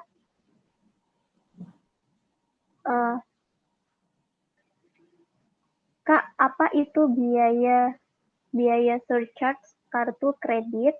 Karena aku sering dengar tapi nggak tahu artinya. Karena aku belum punya kartu kredit, jadi belum terlalu paham. Oh, oke. Ini juga sebetulnya areanya sih sebetulnya bukan di area aku, tapi aku coba jawab yang setahu aku aja ya. Setahu aku maksudnya biaya surcharge itu adalah biaya yang terjadi pada saat kartu kreditnya itu di digesekkan gitu pada mesin EDC, mesin yang kayak teman-teman tahu ada di toko-toko. Kalau kita lagi bayar, kan pada saat kita memberikan kartu kreditnya dia akan diproses tuh sama admin dari toko tersebut. Nah, itu nanti dari proses penggesekan tersebut itu akan timbul yang namanya biaya surcharge yang kira-kira setahu aku nilainya mungkin kayak 3% atau 3,5% gitu. Nah, itu adalah biaya yang dibebankan karena kita bayarnya itu menggunakan kartu kredit gitu. Karena kalau misalnya kita bayarnya itu pakai uang tunai atau pakai kartu debit, itu dari pihak banknya itu nggak mengenakan biaya kalau dari situ. Nah, tapi kalau dari kartu kredit, karena ada simpelnya tuh extra effort yang dilakukan oleh bank. Karena kan bank pada dasarnya kan nalangin dulu nih pembayarannya kalau kita melakukan kartu kredit. Nah, karena banknya nalangin dulu, jadi dia kenakan biaya surcharge tersebut. Tapi itu setahu aku nggak selalu ada sih. Nggak selalu ada gitu. Jadi tergantung dari acquirer-nya itu siapa. Nah, soal acquirer ini memang agak teknis sih teman-teman gitu, kayak agak terlalu detail gitu. Tapi intinya itu adalah biaya yang dikenakan karena kita bayarnya itu menggunakan kartu kredit tersebut gitu. Karena dari pihak banknya itu harus ada ekstra usaha yang dilakukan untuk transaksi tersebut. Istilahnya mereka mungkin nalangin dulu gitu. Jadi mereka kena ini tuh sama kita. Gitu dari kita sendiri apakah kita dirugikan? Kalau misalnya kita membayar biaya surcharge tersebut, sebetulnya sih enggak juga. Karena kita kan pada saat itu diuntungkan. Karena kita bayarnya dengan kartu kredit. Istilahnya pada saat itu kita nggak punya uang 300.000, misalkan kita nggak punya uang 300.000 untuk makan di restoran tersebut, tapi kita bisa makan di restoran tersebut dengan kita menggunakan kartu kredit yang dikenakan biaya surcharge tersebut gitu. Yang penting kan transaksinya udah terjadi. Kita udah mendapatkan produk dan jasa yang kita butuhkan, yaitu makan di restoran tersebut. Tapi sebagai timbal baliknya ya kita harus membayar dengan dikenakan tambahan biaya. Kayak gitu sih teman-teman. Oh, oke. Gimana Triana, sudah bisa diterima jawabannya dari KGB? Atau masih ada yang kurang jelas? Sudah, Kak. Oke, terima kasih. Wah, Pertanyaan yang selanjutnya. selanjutnya menarik nih yang soal emas nih. Boleh. Silakan KGB. Kalau yang bisa beli 10.000 itu dapat emasnya dalam bentuk apa ya Kak maksudnya? Nah ini juga sebetulnya akan lebih mudah aku jelasinnya kalau misalnya teman-teman buka di aplikasinya sih, karena ini teknis. Tapi aku akan coba usahakan untuk menjelaskan sesimpel mungkin. Wait. Ini aku lagi buka aplikasinya. Nah, jadi kita itu dari Dana, kita bekerja sama dengan partner yang memudahkan Dana untuk bisa memberikan servis pengguna bisa beli emas di aplikasi Dana gitu. Jadi sebetulnya bukan dananya yang menyediakan emas tersebut, tapi yang menyediakan emas tersebut itu dari partner kita gitu. Jadi mungkin ini juga untuk nambah wawasan teman-teman ya, biasanya untuk fitur-fitur yang diberikan di aplikasi e-wallet gitu ya, di aplikasi untuk digital payment ini, itu kita biasanya suka kerjasama tuh sama pihak-pihak lain, gitu, sama bank-bank, sama partner-partner dan lain sebagainya. Nah, jadi kalau misalkan kita mau membeli emas di aplikasi Dana, ini kita akan kelihatan nggak ya kalau misalnya aku nunjukin? Oh, nggak kelihatan. Nggak kelihatan. Kita bisa pilih gitu teman-teman, kita mau beli emasnya itu dalam bentuk 1 gram. Jadi jangan bayangin emasnya itu beli emas batangan gitu ya, nggak kayak gitu. Karena untuk beli emas batangan itu kan tentunya harganya udah sangat mahal. Nah justru dari sinilah kita ingin membantu, memudahkan pengguna untuk bisa melakukan investasi emas, tapi dengan cara yang mudah gitu. Tentunya cara yang mudah itu bukan dengan cara membeli emas batangan kayak gitu ya teman-teman ya, karena udah mahal banget itu. Nah jadi kita melalui aplikasi ini emasnya tuh udah digitalisasi istilahnya kayak gitulah. Emasnya itu udah dipecah-pecahin jadi dalam bentuk yang kecil-kecil. Jadi teman-teman itu bisa beli nggak mesti langsung 1 gram. Kalau 1 gram itu kan udah 870 ribuan. Teman-teman bisa beli let's say kalau setengahnya dari 1 gram itu berapa? 0,5 gram kan. 0,5 gram juga bisa, yaitu dengan harga 400 ribuan. Terus tapi misalkan teman-teman ngerasa kayak gini, aduh kayaknya aku nggak mampu juga deh kalau misalnya 400 ribuan, aku maunya yang lebih murah lagi, jangan 0,5 deh Kak. Aku maunya 0,3 gitu. Bisa, jadi semuanya tergantung kemampuan dari teman-teman. Kalau teman-teman mau 0,3, nanti harganya akan disesuaikan jadi 200 ribuan. Atau misalnya ada lagi yang maunya lebih murah lagi, Kak, yang lebih murah lagi deh, 0,1 gram aja belinya. Istilahnya itu kalau misalnya kita beli emas fisiknya, itu tuh bener-bener kayak kecil banget, kayak nggak kelihatan lagi gitu emasnya.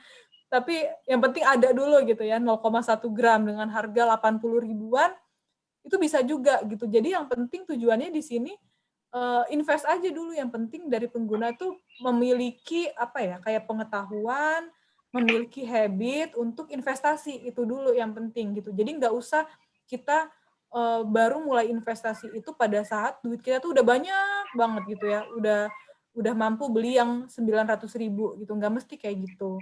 Bisa mulai dari yang terkecil. Nah, makin kesini trennya tuh makin kayak gitu teman-teman. Jadi dari regulator juga dari OJK juga itu melakukan pengawasan secara ketat untuk hal-hal seperti ini. Jadi dari OJK sebetulnya kan menghimbau untuk masyarakat semakin banyak yang melakukan investasi, start small.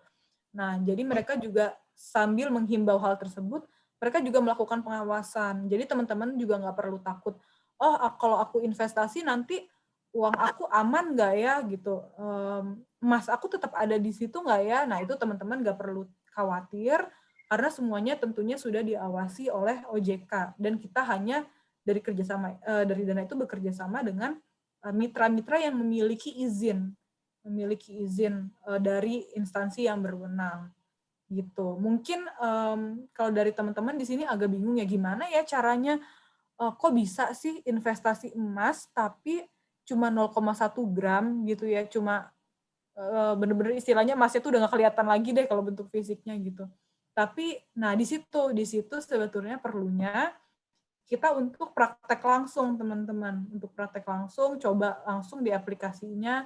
Nah dari situ tuh kita bisa dapat experience-nya. Jadi nggak cuma 1 gram, bisa 0,5 gram, bisa 0,3 gram, 0,2, 0,1, bahkan 0,01. Nah 0,01 itu harganya kan 8 ribuan tuh, 8.700. Nah itu bisa juga dibeli dengan harga 8.700 tersebut. Itu yang tadi aku bilang, kenapa dengan uang 10.000 aja kita udah bisa investasi dalam bentuk emas, gitu teman-teman. Oke. Oke, terima kasih jawabannya Kak Gebi. Mungkin dari Irma yang bertanya, ada feedback lagi?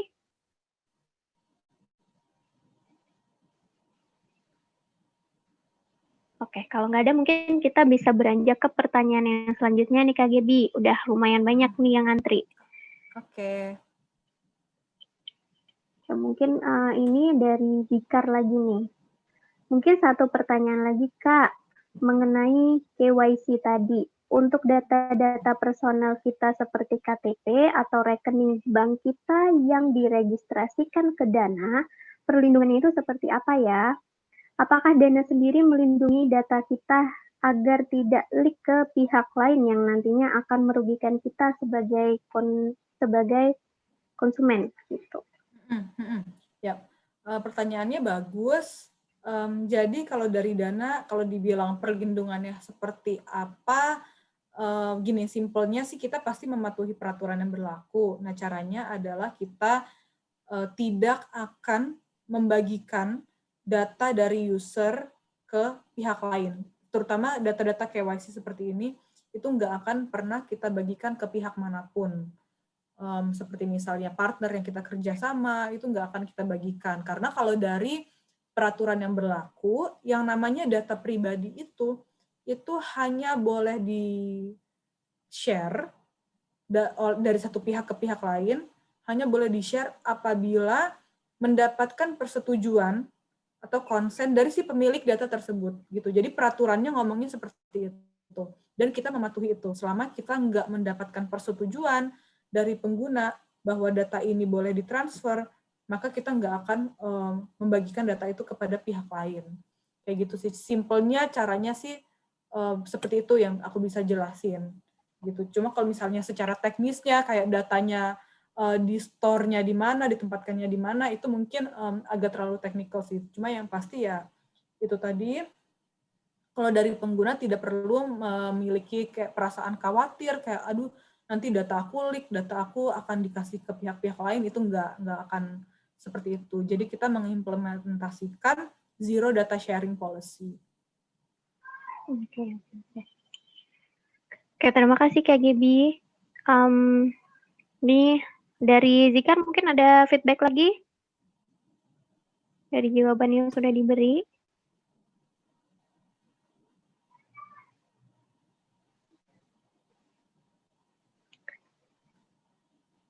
Oke, tidak ada. Kak Gebi mungkin kita bisa lanjut lagi nih. Ada satu pertanyaan. Kak, saya suka dapat telepon dari Greater Jakarta. Itu bahaya nggak, Kak? Greater Jakarta maksudnya apa nih? Bisa dijelasin lebih detail lagi nggak? Greater Jakarta nih maksudnya apa? Mungkin ini sih Kak Gebi, kayak kalau misalkan ini kan 021 itu kan masuk ke area Jakarta gitu kan. Nah, biasa kita nggak simpen nih itu nomor apa gitu. Tiba-tiba nelpon ke kita dan cuman ada informasi Greater Jakarta gitu. Oh, gitu ya. Jadi kayak kita nggak tahu nih siapa yang nelpon gitu. Kalau aku sendiri sebetulnya belum pernah ngalamin yang seperti itu.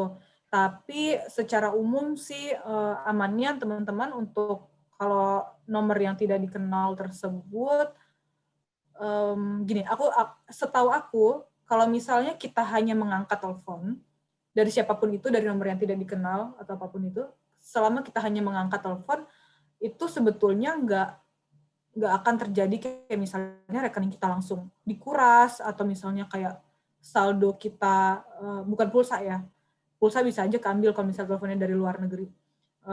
Kayak misalnya saldo dana balance kita di aplikasi kita keambil, misalnya kayak gitu sih enggak ya sebetulnya. Cuma yang harus dihati-hatiin tuh apa instruksi dari si penelpon tersebut. Itu sih yang kita harus hati-hati banget gitu. Dan biasanya ya kalau misalnya itu nomor tidak dikenal atau dari kayak cara bicaranya aja udah mencurigakan, nah itu teman-teman harus lebih hati-hati lagi sih. Gitu. Karena sekarang udah pinter-pinter banget. Jadi si fraudster ini bisa menelepon kita dengan nomor yang mirip banget sama nomor resmi dari bank tersebut. Gitu. Misalnya nomor resmi dari bank A itu adalah 5551555 misalnya.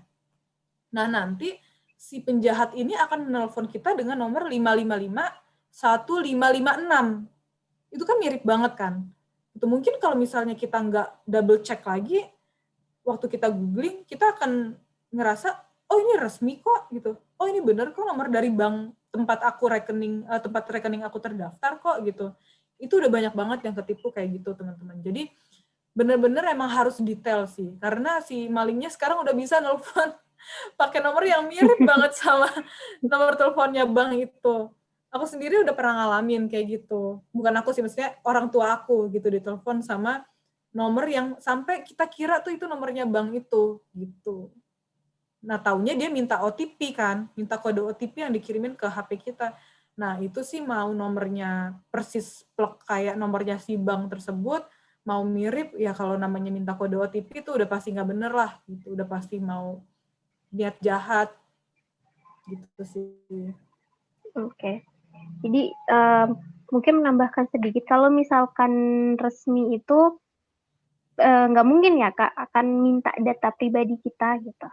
Pasti kan mereka udah Ya, data pribadinya sih apa dulu kalau misalnya kita customer service dari bank itu kan biasanya standar minta kayak namanya ibu kandung, nomor kartu debit kita, kayak nomor yang tertera di kartu lah gitu. Nah, kalau itu sih standar sebetulnya kayak email apa segala macam.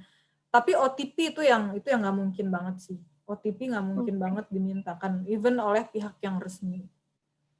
Oke, jadi mungkin bisa jadi reminder buat kita ya teman-teman, kalau misalkan memang ada nomor yang kita nggak tahu, tiba-tiba menelpon dan meminta apa-apa yang kesannya itu mencurigakan, lebih baik udah di-cut aja.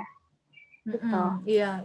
Dan nggak mungkin kok kayak misalnya dari pihak resmi itu sampai nelpon kita berkali-kali gitu ya. Kayaknya getol banget untuk minta informasi-informasi gitu. Kayaknya sih sepengalaman aku sih enggak ya. Nggak ada kayak gitu ya. Apalagi kitanya juga lagi nggak melakukan transaksi apapun gitu.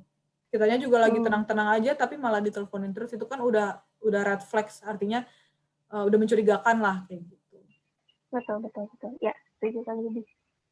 Oke, terima kasih jawabannya Kak Gibi. Mungkin nih ada pertanyaan lagi nih Kak. Izin bertanya Kak, karena aku susah menabung, apakah aplikasi Dana ini aman untuk menyimpan saldo dalam jangka panjang? Dan untuk mencapai maksimal saldo, apakah harus pakai Dana premium? Gitu Kak Gibi. Iya. Oke. Jadi untuk mencapai maksimal saldo itu harus pakai Dana premium. Jadi harus KYC, harus daftarin KTP-nya terlebih dahulu. Karena kalau misalnya kita belum KYC, itu maksimal saldo yang bisa kita keep di aplikasi kita itu 2 juta, dan kalau kita sudah KYC, sudah daftarin KTP, itu bisa mencapai 10 juta. Gitu. Jadi itu keuntungannya kalau kita tuh udah terdaftar lah istilahnya. Udah jelas kita nih siapa sih gitu. KTP-nya udah kedaftar, jadi kayak dari pihak dananya juga ngerasa lebih aman. Oh, kita udah tahu ini orangnya siapa, kita kasih aja lah dia limitnya lebih tinggi, kayak gitu logikanya. Nah, kalau aman atau tidaknya itu pasti aman, saldonya akan tetap aman, dan bahkan dari Dana itu memiliki fitur yang namanya Dana Protection. Ini bukan fitur sih, tapi kayak fasilitas gitu ya, fasilitas dana protection, di mana apabila sampai saldonya itu hilang, tapi sama sekali bukan salah penggunanya, bisa dibuktikan gitu ya, bukan salah penggunanya, maka dana akan memberikan pengembalian sejumlah 100%. Dananya akan dikembalikan senilai 100%. Apabila memang terbukti bukan salah penggunanya ya, gitu. Nah, balik lagi nih, kalau untuk menabung, kan pertanyaannya tadi, karena aku susah menabung, apakah aplikasi Dana ini aman? Iya aman, aku bisa bilang aman. Nah, tapi sekarang kita harus tahu dulu nih, kita menabungnya ini tujuannya seperti apa sih gitu. Karena kalau misalkan kita mau menabung yang bentuknya itu investasi, tentunya tempat yang tepat itu adalah dalam wadah investasi gitu. Jadi kayak misalnya kita awalnya taruh di Dana dulu, habis itu kita investasikan di produk Dana yang lain yang tujuannya untuk investasi, contohnya ya seperti emas.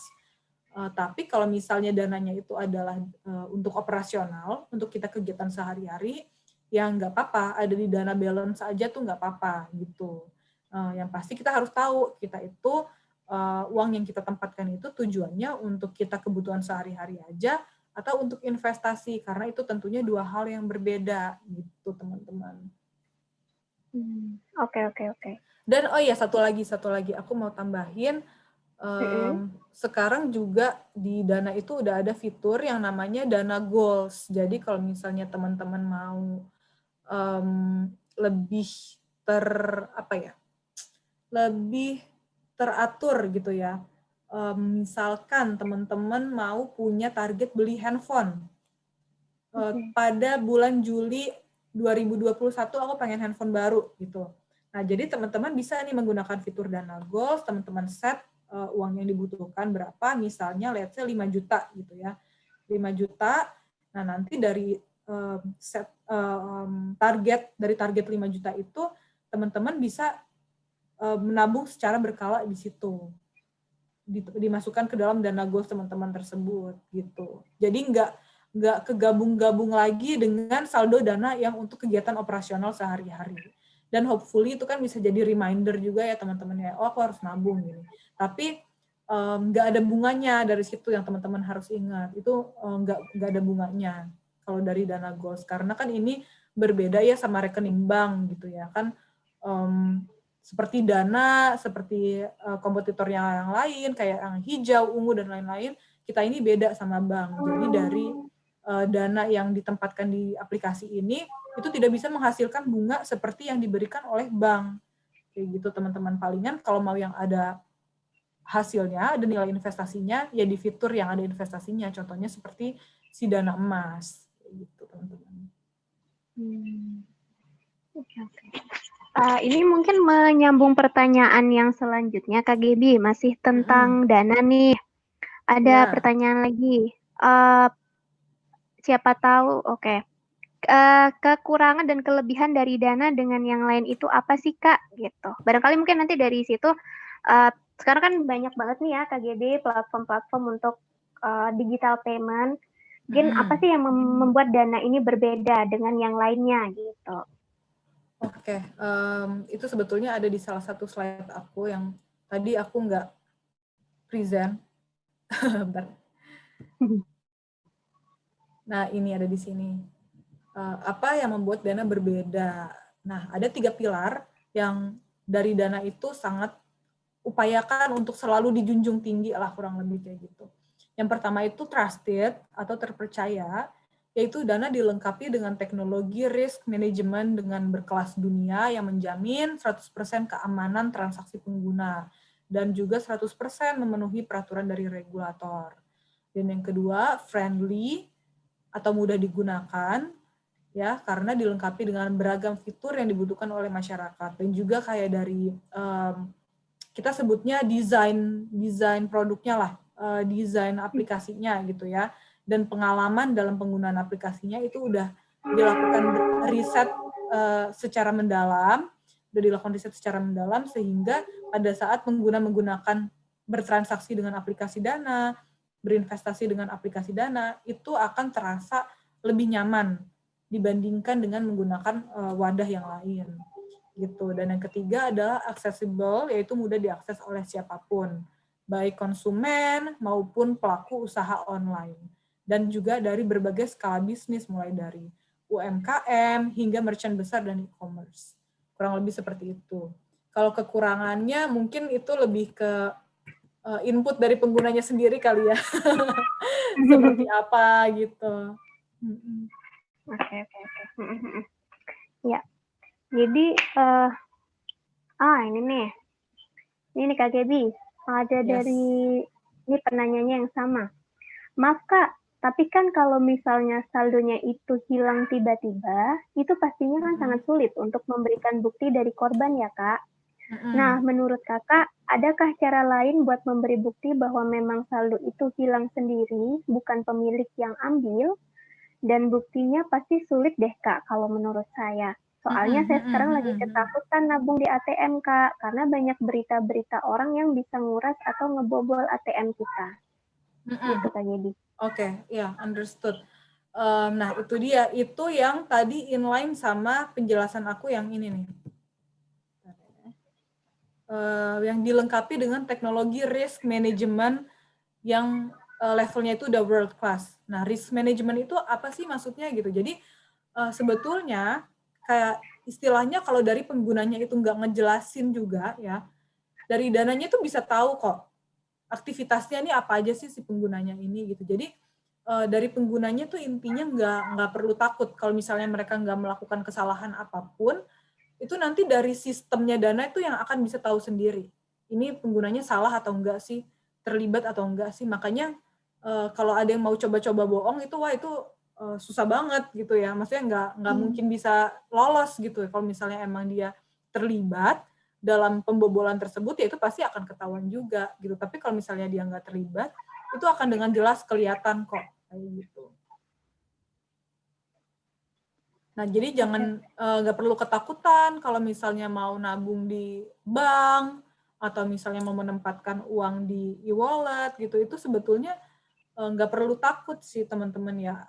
Apalagi kalau misalnya aku sendiri boleh share pengalaman aku, kan aku udah punya rekening bank itu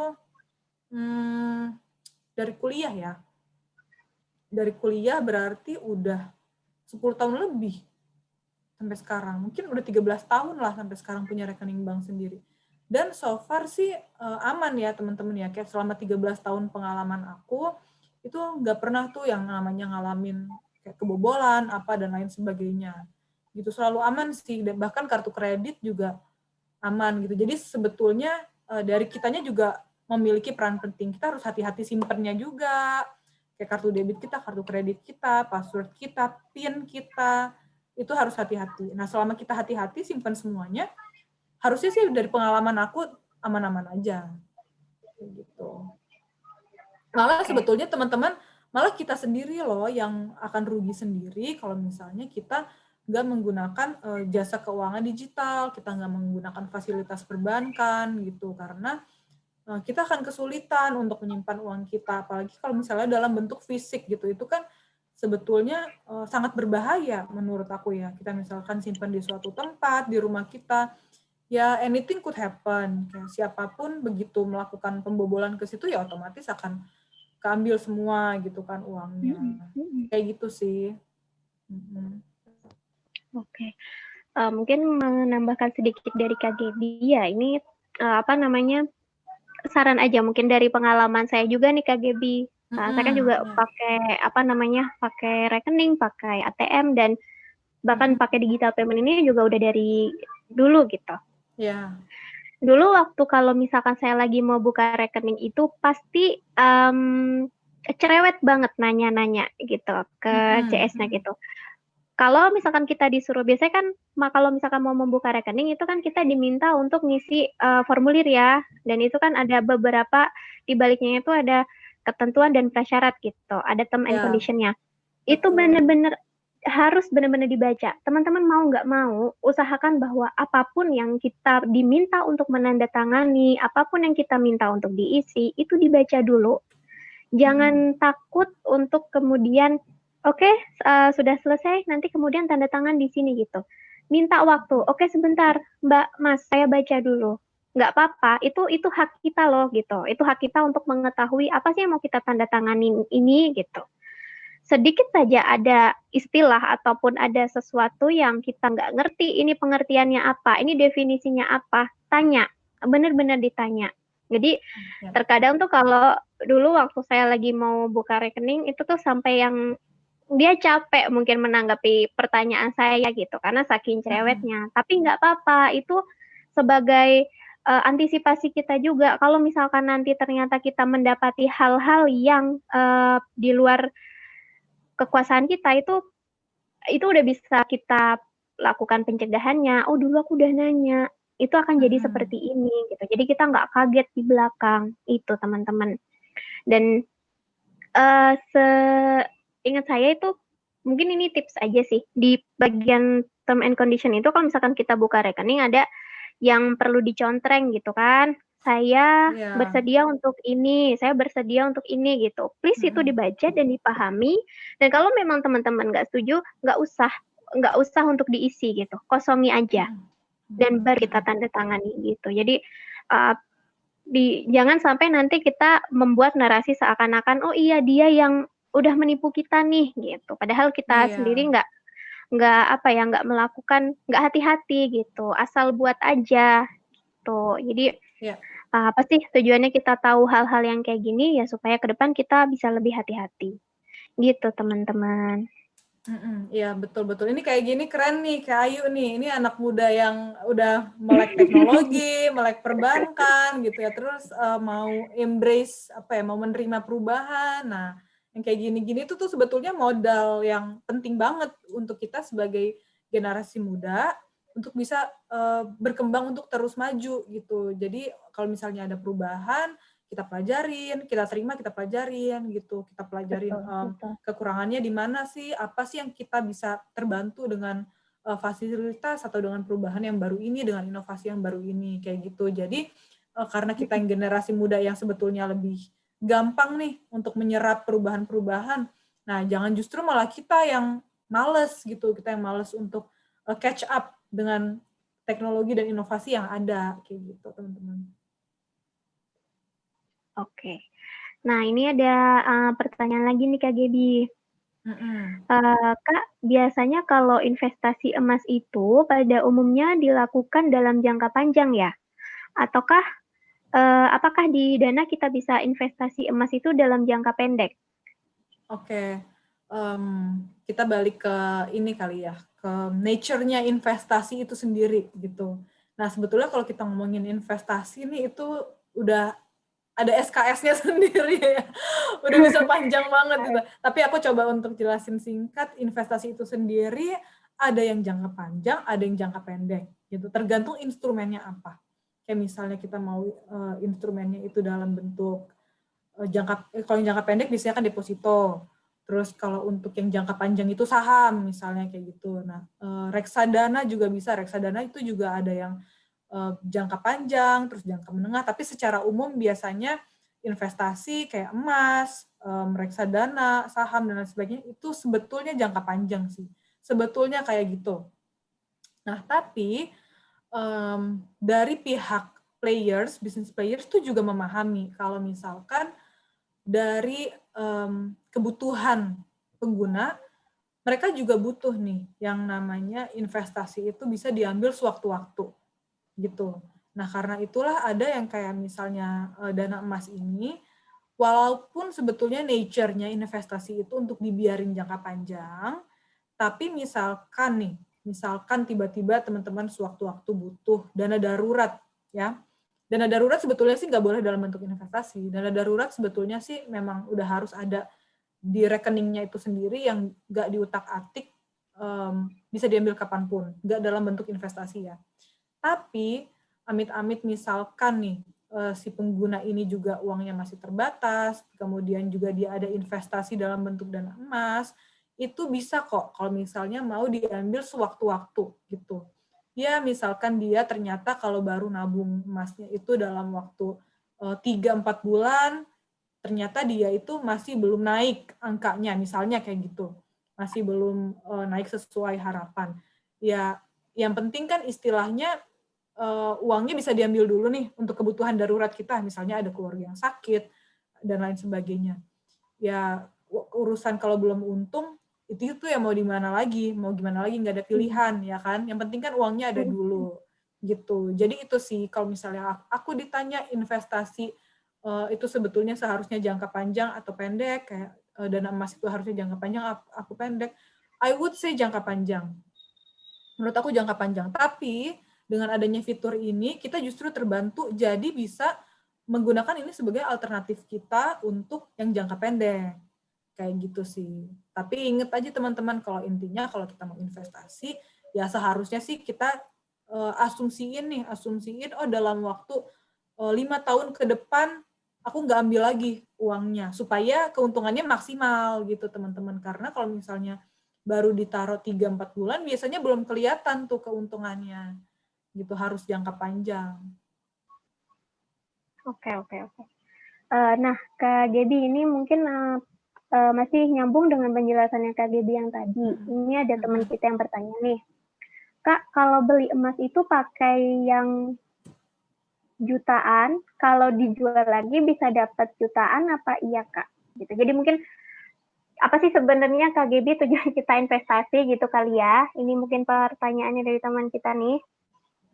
Gitu. Kak mau beli emas itu pakai berjuta. Oh, proyeksi keuntungannya kali ya maksudnya ya? Iya ya.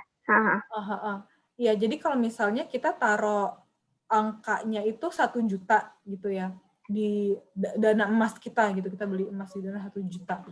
Ya tentunya nantinya kita akan dapatnya nilainya, bukan tentunya, harapannya, nih ya kalau misalnya kita udah diemin selama let's say 1 tahun gitu ya, harapannya kita akan dapatnya 1 juta plus return yang kita dapatkan dari hasil investasi tersebut, dari keuntungan tersebut.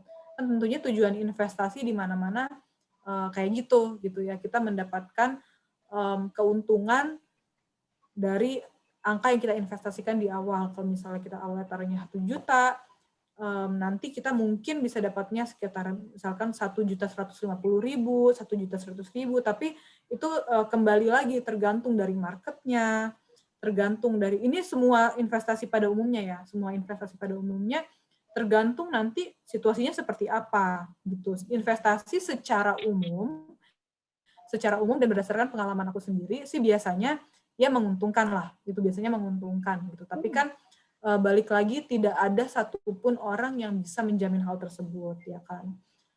Keadaan ekonomi pasti berubah-ubah lah, berfluktuasi gitu kan. Tapi secara umum ya kalau misalnya kita bisa melihat negara kita ini secara garis besar memiliki perkembangan, memiliki kemajuan, maka instrumen-instrumen investasi kita itu juga nantinya akan menghasilkan juga. Kurang lebih kayak gitu. Oke. Terima kasih Kak Gaby untuk jawabannya. Mungkin ini ada 2 terakhir kali ya Kak Gaby, karena bentar lagi kita udah harus mengakhiri waktu kita. Kak, mau nanya, kalau nabung di bank itu kan ada bunganya, apakah bunganya itu menguntungkan atau malah merugikan ya? Jadi ini kayaknya nabrak sedikit ke perbankan nih Kak Gaby. Ya. Bunganya itu menguntungkan atau malah merugikan. Gini, aku ngomong berdasarkan pengalaman aja ya, pengalaman sebagai pemilik beberapa rekening di bank gitu. Kalau dari aku sendiri, nabung di bank itu istilahnya kayak nggak ada bunganya sih. Kalau menurut aku kayak gitu, ngomongin tabungan yang rekening biasa ya, kita nggak ngomongin deposito atau apapun lah, bener-bener kayak aku rekening debit aja gitu kan. Itu misalkan nih, aku punya uang operasional lah segitu, kayak misalnya aku dapat gaji, terus aku taruh sekian di situ untuk operasional, kebutuhan belanja di rumah, kebutuhan beli keperluan, kebutuhan untuk anak aku dan lain sebagainya. Nah, itu tuh bener-bener ya kegunaannya rekening bank itu ya untuk operasional aja, untuk bayar ini, bayar itu, untuk mempermudah hidup aja gitu. Yang namanya bunga ada memang, tapi kalau dari pengalaman aku, bunganya kalau dibandingin sama biaya, apa ya istilahnya, biaya administrasi kan selalu ada tuh setiap bulan. bunga sama biaya administrasinya aja gedean biaya administrasinya kalau di pengalaman aku ya. Jadi ya itu bunganya sih nggak memberikan keuntungan buat aku karena lebih besar biaya administrasinya. Tapi would I say nabung di bank itu merugikan? Sama sekali enggak. Gimana pun juga kita butuh banget rekening bank untuk mempermudah hidup ya kan. Nggak mungkin aku nggak punya rekening bank pada saat ini gitu. Justru sekarang kita yang butuh, makanya kita rela untuk bayar biaya administrasi yang lebih besar dari bunga itu. Kalau dari pengalaman aku kayak gitu. Gitu sih. Jadi bunga itu nggak menguntungkan lah buat aku kalau yang di rekening operasional yang bank biasa. Gitu. Orang biaya administrasinya aja lebih besar gitu. Cuma ya gimana perlu pakai rekening bank ya kan? Betul. Oke. Nah, mungkin Kak Gaby untuk penutup nih. Tadi saya sempat kepikiran untuk dari tadi kan kita lagi ngomongin gimana sih penggunaan digital payment ini dengan kita sebagai pengguna yang gini. Gimana kita memanfaatkan sistem digital payment itu kalau misalkan kita sebagai orang yang lagi jualan gitu Kak Gaby. Mungkin itu bisa sedikit lebih kita detailin sedikit gitu. Jadi teman-teman di sini nggak cuman kepikiran menggunakan digital payment itu untuk kebutuhan dia yang membeli, tetapi ketika kita mau menjual gitu, melakukan transaksi jual, itu gimana Kak Gaby? Sorry, maksudnya yang mau ditanyain lebih ke kayak ada kalau tadi kan mungkin di slide-nya Kak Gaby ada yang tentang contoh usaha. Nah, mungkin itu bisa Kak Gaby ceritakan lagi nggak? Itu sebenarnya gimana sih gitu orang-orang ini tuh memanfaatkan digital payment untuk usahanya gitu. Oke. Jadi gini, di Dana itu aku tunjukin slide-nya. Di Dana itu kita punya fitur yang namanya Dana Bisnis. Jadi kalau misalnya kita buka aplikasi Dana, bisa langsung di search tuh, namanya Dana Bisnis gitu. Nah, di Dana Bisnis ini, kalau misalnya kita punya usaha, let's say kita jualan kue dari rumah gitu ya, kita bisa langsung mendaftar di Dana Bisnis ini. Tampilannya kayak yang di slide inilah, ya kan ada gambar handphone tuh yang toko di Tasya yang sebelah kiri. Nah, itu nanti sebelum kita dapat kayak gitu, itu kan kalau udah daftar tuh, kalau udah daftar akan muncullah toko di Tasya itu. Nah, kalau belum, nanti kita akan diminta untuk daftar dulu, kayak dimintanya tuh apa aja ya, aku agak lupa, kayak nomor rekening pasti diminta, terus kita diminta untuk fotoin barang dagangan kita, nanti adalah permintaannya, tapi nggak terlalu banyak kok, data-data yang diminta ada sedikit. Nah, dari situ, dari Dana akan approve tuh, approve ya udah toko kue kering kamu bisa berjualan pakai aplikasi Dana. Oke, akan muncul tampilan seperti yang di handphone ini kan, toko di Tasya gitu. Nah, kalau misalkan udah di-approve, itu kan di page yang aku tunjukin ini ada gambar QR-nya tuh, QR code-nya yang di tengah itu. Nah, itu nanti teman-teman itu bisa print untuk tempel gitu. Misalkan teman-teman punya warung di rumah atau apa, itu bisa di-print, bisa langsung ditempel. Jadi orang yang datang bisa langsung scan di situ dengan pembayaran apapun, bisa dengan yang ungu, hijau, merah. Mereka bisa langsung scan QR code itu dan uangnya langsung masuk ke handphone teman-teman, ke aplikasi Dana teman-teman. Tapi tentunya terpisah dengan Dana balance ya, dengan saldo Dana ya. Jadi saldo Dana dengan saldo Dana bisnis teman-teman itu nanti 2 kantong yang terpisah. Nanti dia akan masuk ke situ. Jadi untuk teman-teman kan pendataannya akan lebih mudah tuh. Oh, aku dapat transaksi pembelian dari si A, si B, si C, si D. Itu semuanya akan kerekam. Dan nantinya semua uang itu bisa teman-teman cash out dalam bentuk Dana balance bisa, ke rekening juga bisa. Dalam hari itu juga. Pagi orang beli, teman-teman misalnya dapat omset hari itu 300.000 misalnya dari orang yang datang ke warung, 300.000 itu hari itu juga bisa langsung ditarik. Jadi liquid banget gitu, nggak perlu nunggu-nunggu lagi. Karena kan kita tahu biasanya UMKM itu membutuhkan likuiditas, ya kan, membutuhkan uang yang cepat dicairkan. Nah, itu kalau offline. Kalau offline kan orang bisa datang bisa langsung scan QR yang tertempel di warung. Nah, kalau online gimana? Kalau online nanti QR code-nya ini yang muncul di tengah-tengah ini bisa di-download, teman-teman. Bisa di-download, di-save di handphone. Nah, kalau misalnya ada yang mau belinya itu lewat WA, misalnya ordernya lewat WA, nanti teman-teman bisa langsung kirimin QR code yang udah teman-teman download itu fotonya, kirimin ke dia. Gitu. Jadi dia langsung bisa bayar via online dengan men-scan si QR code tersebut. Itu juga flow-nya sama juga, uangnya akan langsung masuk ke fitur dana bisnis teman-teman dan bisa di cash out hari itu juga. Kayak gitu. Oh, oke. Berarti ini segala jenis macam kegiatan usaha ya, Kak, bisa pakai? Iya, bisa macam-macam, bisa jualan apapun, makanan, minuman, baju, kerajinan apapun bisa. Nah, aku tuh pernah tahu kalau misalkan kayak mau daftar sistem-sistem kayak gini tuh kita kadang memerlukan kayak ada dokumen-dokumen legalitasnya gitu. Nah, kalau ini berarti juga diperlukan ya dari si tokonya?